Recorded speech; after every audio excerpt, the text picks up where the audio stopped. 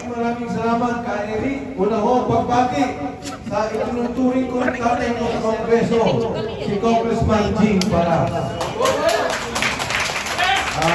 Nais ko rin kong kagaling kung si Jing Paras, ang tatay ko, ito naman lolo ko sa kabinete, si Secretary Jun Esperol. Ito yung pati ng ating abogado, Atty. Manny Luna. At kasama ko po ng pakikibaka. Bata po kami, pareho kami nagsimula sa kaliwa. Tama. Sika, Eric Almendra. Sa lahat po ng ating mga kasama, hindi ko alam kung nabati ko na po lahat ng mga liderato nandito. Alam ko kayo mismo, mga presidente at tagapangulo ng inyong mga organisasyon. Secretary John, nandiyan po po.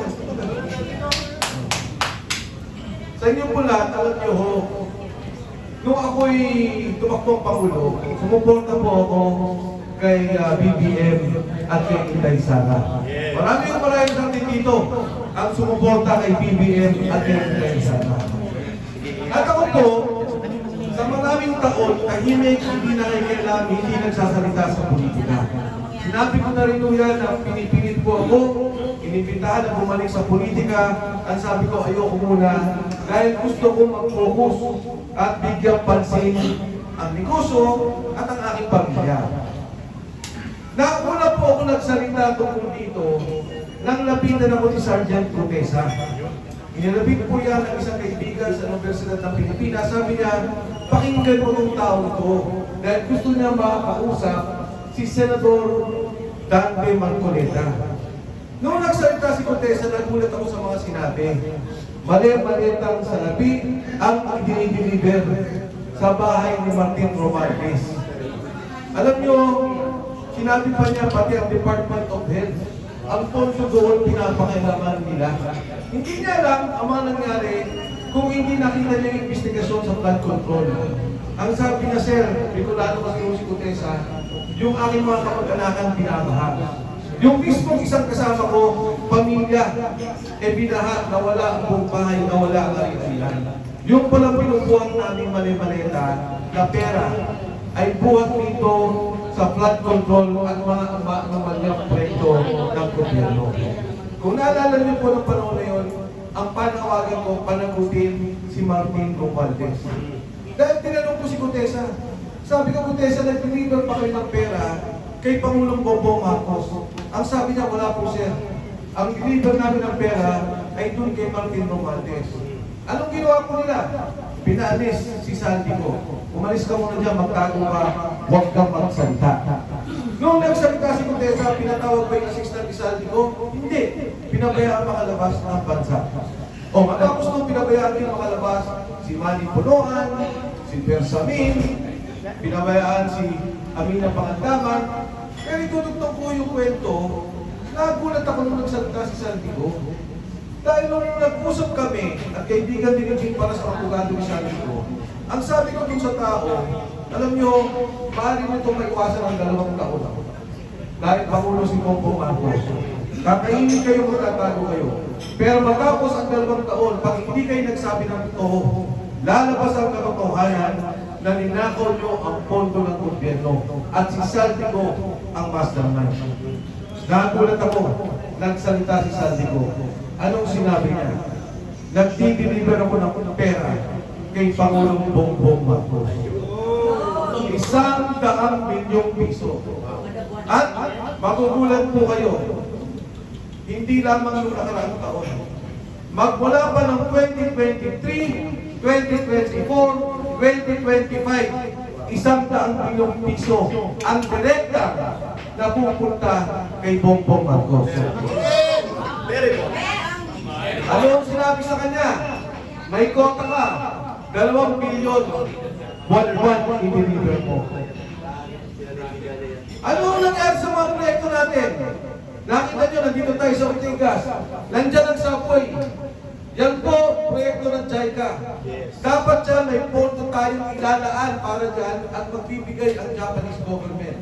Tapos dapat dyan, ng 2028. Sinimulan niya ng panahon ni Pinoy, ipinlan siya ng panahon ng Pangulong Duterte.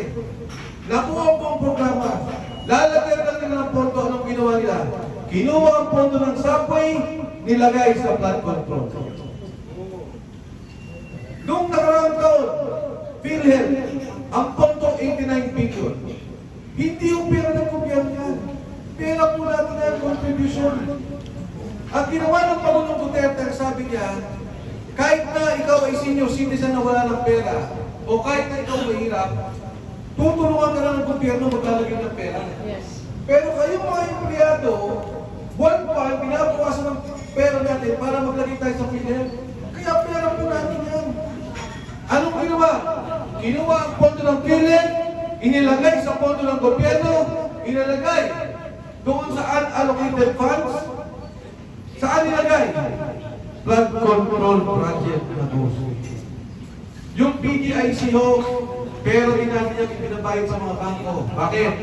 Pagka po ang bangko nagsara, meron tayong nilagay na deposito, meron tayong insurance ng pera dito. 107 billion.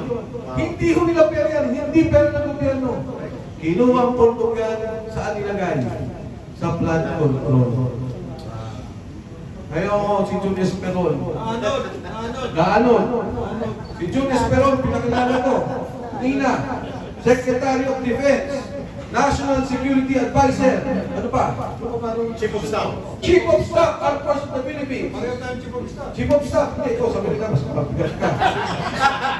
Sabi ko, Jun Esperon, ano? Nagkamali ka. Sabi niya, bakit? Ang tagal mo sa kabinete. Umigit ko mula 12 taon. Kung nag-district engineer ka pala, bilyonaryo ka na. Ito ho, ang nangyayari sa tayo natin. Yung proyekto na subway, wala na. Pagkatapos ng 2020, siya matatapos. Yung North and South Railway, lalagyan ng pondo, wala na. Yung Mindanao Railway, mga taga-Mindanao po natin nandito. Ha? Dapat to may pondo yan. Saan napunta? Wala na sa flood control. Yung sa Iloilo, yung Panay Railway, wala na. Gimaras Project. Gimaras Project. Yan ang nangyayari ngayon sa ating bansa. Yan po ang pondong ninanakaw. Taon-taon. Ang sabi, siya naman ang nagsimula eh. Siya naman ang nagsabi may nakawan. Oo, sinabi na. Pero sa katotohanan, galit ang mga tao. Dahil ang sabi noon, mayroong 5,000 flood control projects. Bigla ho tayong binahan ng binahan. Noong nag-alis ang taong bayan, nagsabi sa imbestigahan, ang hindi niya alam, babalik sa kanya ang investigasyon. Ang hindi niya alam, yung pondong ninakaw sa flood control, pumapasok pala sa bahay niya. Sinabi ni Saldi ko, 100 billion. Sabi ni Ping Lacson, sinungaling ka, mali yan. Yung pera, ang nag-deliver, ang sabi niya, ay si Bernardo. Ibinigay kay Trikip. Sabi ni Saldi ko, Senador, mali po yan. Ibang pondo ba yan? At ang binigay kay Presidente, 52 billion pesos. Isang taon lang po yan.